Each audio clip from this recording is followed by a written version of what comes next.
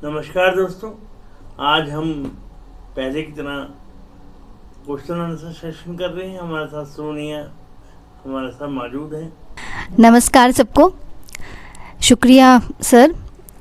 जैसा हमें पता है, हम एनजीओ में बच्चों को पढ़ाते ही हैं, तो बहुत सारे बच्चों के सवाल आते हैं। वो कहते हैं क्लास में क्या होता है, टीचर जो है ना हमारे बड़ा कंपैरिजन करते हैं। हर चीज़ में कंपैरिजन करेंगे, उसे देखो बड़ा अच्छा डांस करती है, उसे देखो बड़ा अच्छा पढ़ता है, उसकी हैंडराइटिंग बड़ी अच्छी है, जिसकी वजह से कहते हैं कई बार तो मन ऐसा करता है कि हम पढ़ना लिखना ही छोड़ दें, हम डांस ही सीखें, या अगर हम डांस करने लगे तो हम सोचते हैं पढ़ना लिखना ही छोड़ दें। तो आपको क्या लगता है, कई बार टीचर ऐसा रोल भी प्ले कर जाते हैं कि बच्चों को वो अंडर कॉन्फिडेंस में डाल देते हैं मोटिवेट करने के साथ साथ? बिल्कुल आपने सही कहा, बहुत वाजिब क्वेश्चन पूछा आपने। सोनिया, ये अक्सर होता है कि हम एक बच्चे को प्रोत्साहित करते हैं और दूसरी तरफ दूसरे बच्चे को हम अपमानित करते हैं, उसको डिग्रेड करते हैं, जिससे उसकी जो पर्सनैलिटी है वो कन्फ्यूजन में आ जाती है। वो कंपटीशन करना शुरू हो जाता है, जेलसी यहाँ से पैदा होती है और जेलसी के कारण ये सब कुछ पैदा होता है। ये जो प्रश्न आपने किया है बहुत वाजिब है, और इसके लिए मैं ये कहूँगा आप बहुत बड़े साधुवाद के पात्र हैं, क्योंकि बच्चों में जो जेलसी है वो टीचरों की वजह से आती है, कंपैरिजन होता है। क्योंकि टीचर की ये ड्यूटी है, जैसे मैंने कल भी कहा कि टीचर की ये ड्यूटी है उसे प्रोत्साहित करे, बच्चे की गलतियों को हाईलाइट ना करे, उसको खूबियों को हाईलाइट करे। और खूबियों को हाईलाइट करने से उनकी जो सर्वांगी विकास होता है, उसका ओवरऑल डेवलपमेंट होती है, और जिसकी वजह से उनके अंदर बहुत सारी प्रतिभाओं का जन्म होता है। तो बच्चों को चाहिए टीचर से खुल के बात करें, और टीचर को चाहिए ओपन एयर कम्युनिकेशन हो और सबसे वो बात करे।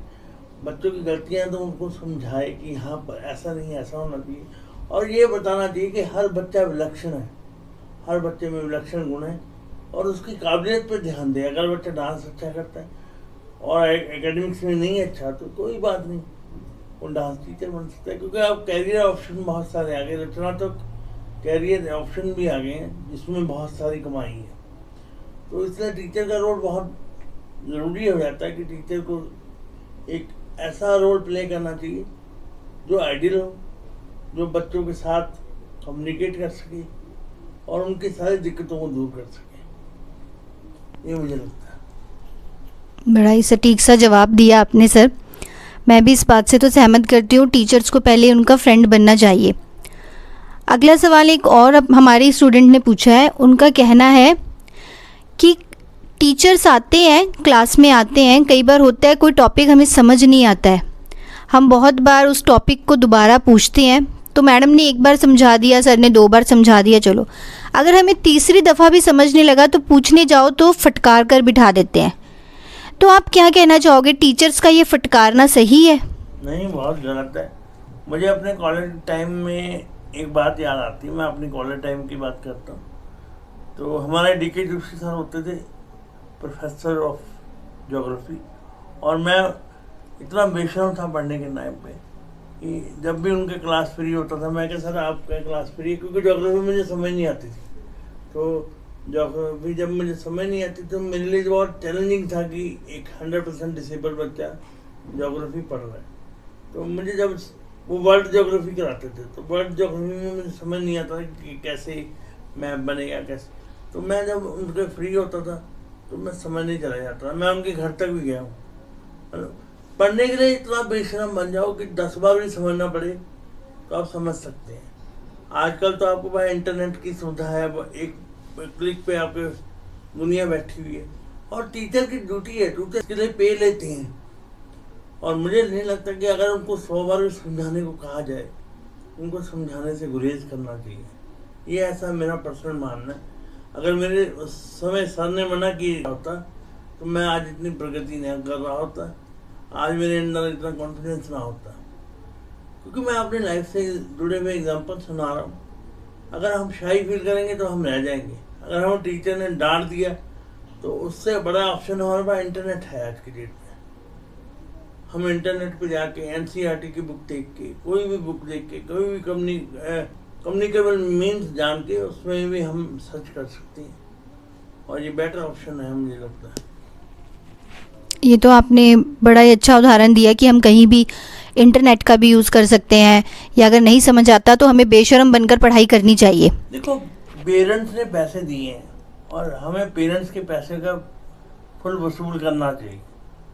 आप भी टीचर हैं, आपने भी बीएड किया, तो बीएड में ये आप जिम्मेवारी समझ रहे हैं ना कि हर बच्चे की एक विशिष्ट जिम्मेवारी है कि उसको पढ़ाने के लिए अलग टाइप का करिकुलम होना चाहिए। वैसे तो मैं मानता हूँ कि ये होना चाहिए, पर हमारी शिक्षा नीति थोड़ी गलत है। हम बच्चे को स्टूडेंट ओरिएंटेड नहीं बनाते हम, और ये सिस्टम ओरिएंटेड हमारा करिकुलम होता है। जबकि स्टूडेंट ओरिएंटेड होगा तो प्रोसेस ओरिएंटेड हम काम कर सकते हैं। हम विशेष बच्चों की ज़रूरतों को भी देख सकते हैं, हम सामान्य बच्चों की ज़रूरतों को भी देख सकते हैं, हम विशेष में जो इंटेलेक्चुअल डिसेबल हैं उनको भी देख सकते हैं, और सारे बच्चों को देख सकते हैं। पर उसके हिसाब से होना चाहिए। अगर एक बच्चा डांस में अच्छा है तो उसको डांस की प्रैक्टिस करानी चाहिए, और 10 साल बाद वो डिग्री लेके इतना प्रकांड हो जाएगा कि वो डांस टीचर बन जाएगा। अगर एक बच्चा कुकिंग में अच्छा तो कुकिंग का करिकुलम होना चाहिए। हमें ये क्यों है कि सारे सब्जेक्ट पढ़े, हमने उसको क्लर्क नहीं बनाना, हमें उसे काबिल बनाना है। मेरी ये सोच है। आपकी सोच बड़ी अच्छी है कि हमें बच्चे की खूबियों को देखकर उन्हें और पॉलिश करके उसे शार्प करना चाहिए।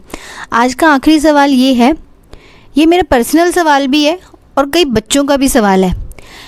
आपने देखा होगा स्कूल में ज़्यादातर मेरे स्टूडेंट्स ने बताया, आपके स्टूडेंट्स भी बोलते हैं कि चीटिंग बहुत चलती है एग्ज़ाम में। तो आप क्या कहोगे, जो टीचर है उसकी ये ड्यूटी नहीं बनती है कि चीटिंग को रोका जाए और बच्चों को समझाया जाए कि आप पढ़कर करेंगे तो आने वाला अपना भविष्य सुधार सकते हैं, पर अगर आप चीटिंग करते रहोगे तो अपना भविष्य नहीं, आप अपना आज का प्रेजेंट भी बिगाड़ रहे हैं। आपने बड़ा वाजिब क्वेश्चन पूछा। सुनिए, मैं आपसे 110% एग्री करता हूँ कि चीटिंग करके आप काबिल नहीं बन सकते, नकल मार के आप काबिल नहीं बन सकते। यहाँ प्रश्न नंबर लेके पास होने का नहीं है। मैंने आपको पहले भी कहा है, रट्टा लगा के उल्टी करके नंबर ले सकते हैं, चीटिंग करके नंबर ले सकते हैं, पर वो चीटिंग जो है काबिलियत एनहांस नहीं करेगी आपकी। आपकी जो काबिलियत है वो आपको पता होनी चाहिए। और जो टीचर्स ऐसा कराते हैं वो अनएथिकल चीज़ कराते हैं। मुझे टीचर ऐसे स्टूडेंट भी बताएं जिनको क्वेश्चन बता देते हैं टीचर्स, और वो क्रैम करके इसको पेपर में दे आते हैं, परंतु ये सही बात नहीं है। जहाँ तक मुझे लगता है कि बच्चों को ज़रूरत के हिसाब से, उनके नॉलेज के हिसाब से क्वेश्चन सेटअप होना चाहिए, ताकि उनको नकल मारने की ज़रूरत ना पड़े।